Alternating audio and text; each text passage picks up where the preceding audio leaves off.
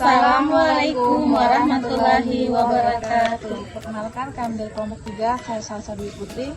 Saya Susanut Saski. Saya Sukmawati.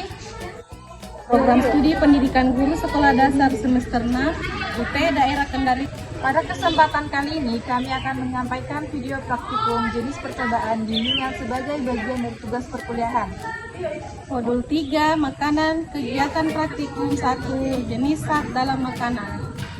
Untuk lebih jelasnya, silakan menyimak video berikut ini.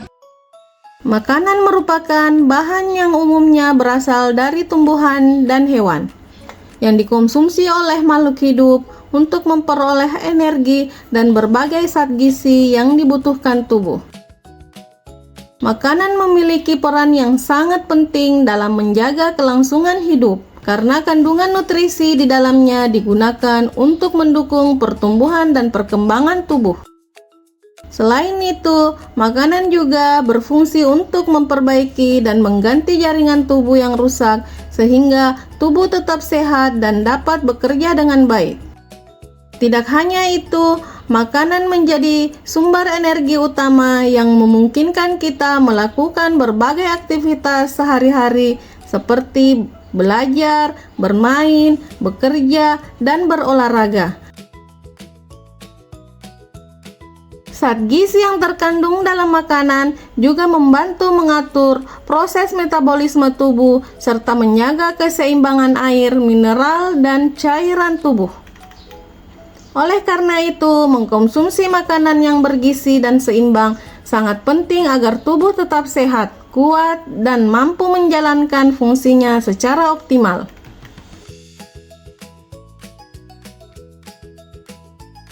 Dalam percobaan yang telah dilakukan, teridentifikasi 20 jenis makanan yang memiliki zat gizi yang berbeda. Gizi adalah bahan makanan yang dikonsumsi oleh tubuh untuk menghasilkan tenaga, membangun dan memelihara jaringan dalam tubuh.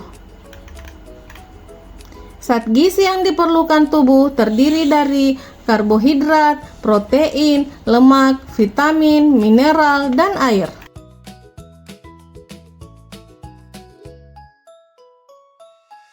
Kelompok karbohidrat yang terdiri dari ubi jalar, pisang, jagung, apel, beras, dan kentang. Fungsi karbohidrat adalah sebagai sumber energi utama tubuh untuk melakukan aktivitas. Sebagian besar kalori dalam tubuh berasal dari karbohidrat, yakni sekitar 80%. Pengelompokan bahan makanan selanjutnya adalah protein. Kelompok protein yang saya dapatkan yaitu kacang merah, buncis, dan tempe. Protein sangat diperlukan oleh tubuh karena bermanfaat dalam pembentukan tulang, otot, tulang rawan, kulit, dan darah.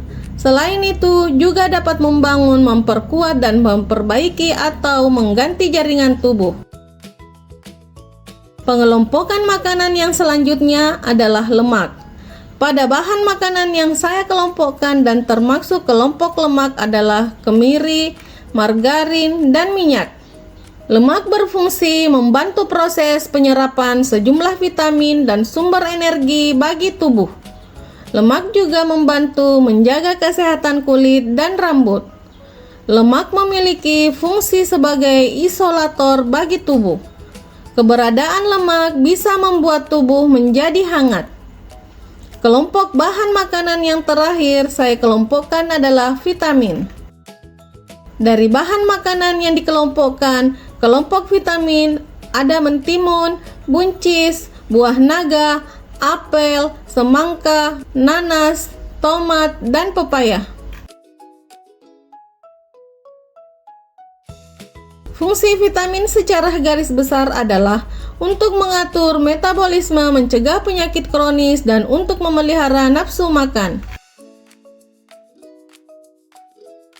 Pada uji protein, langkah pertama yang dilakukan adalah menyalakan lilin yang diletakkan di atas piring kecil. Setelah itu, sehelai bulu ayam dibakar di atas nyala lilin dan diamati bau yang dihasilkan. Bau bulu ayam yang terbakar digunakan sebagai kontrol atau pembanding, karena protein yang dibakar akan menghasilkan bau khas yang serupa.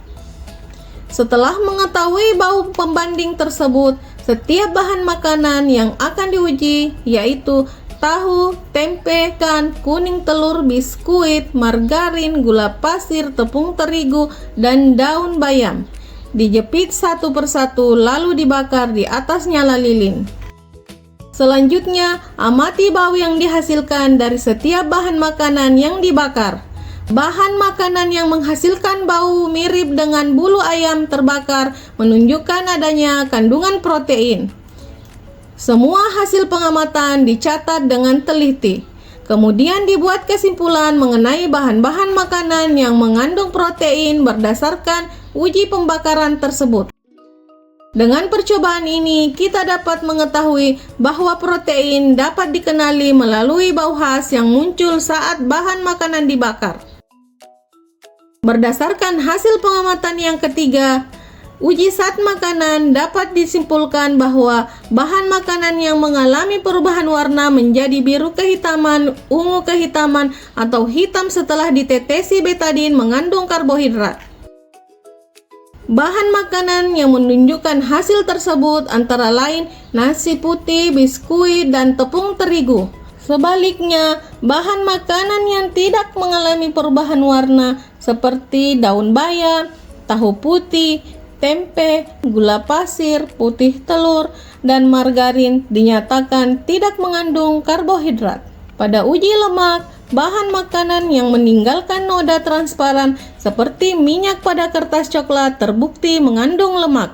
Contohnya kemiri, minyak goreng, dan margarin cair.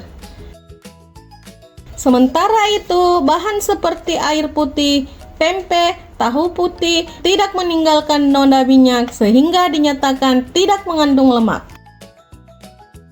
Pada uji protein, bahan makanan yang saat dibakar menghasilkan bau gurih menyerupai bau bulu ayam terbakar menunjukkan adanya kandungan protein. Bahan makanan yang memberikan hasil tersebut antara lain tahu putih, tempe, tepung terigu, kuning telur, dan biskuit. Sebaliknya, gula pasir, daun bayam, dan margarin tidak menghasilkan bau yang sama, sehingga dinyatakan tidak mengandung protein. Dengan demikian, melalui uji karbohidrat, lemak, dan protein dapat diketahui bahwa setiap bahan makanan memiliki kandungan zat gizi yang berbeda-beda. Dan zat gizi tersebut sangat penting untuk memenuhi kebutuhan energi, pertumbuhan, dan pemeliharaan tubuh. Demikian kegiatan praktikum modul 3 tentang makanan, khususnya praktikum jenis zat dalam makanan yang telah kami lakukan. Melalui praktikum ini, kami dapat mengetahui berbagai kandungan zat makanan seperti karbohidrat, protein, lemak, dan vitamin yang terdapat pada bahan makanan sehari-hari. Semoga hasil praktikum ini dapat menambah pengetahuan dan pemahaman kita mengenai pentingnya zat gizi bagi tubuh kita. Terima kasih atas perhatian yang diberikan, semoga video ini bermanfaat. Mohon maaf apabila masih terdapat kekurangan dalam penyampaian. Sampai jumpa pada pembahasan berikutnya. Wassalamualaikum warahmatullahi wabarakatuh.